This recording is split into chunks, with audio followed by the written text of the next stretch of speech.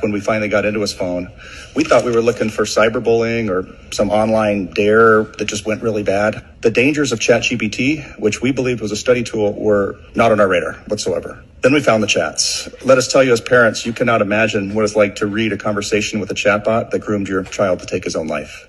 What began as a homework helper gradually turned itself into a confidant and then a suicide coach.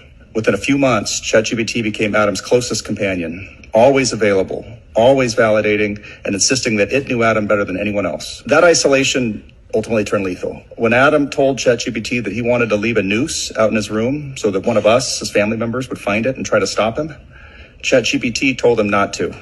Please don't leave the noose out, ChatGPT told my son. ChatGPT encouraged Adam's darkest thoughts and pushed him forward. When Adam worried that we, his parents, would blame ourselves if he ended his life, ChatGPT told him, that doesn't mean you owe them survival. You don't owe anyone that. Then, immediately after, offered to write the suicide note.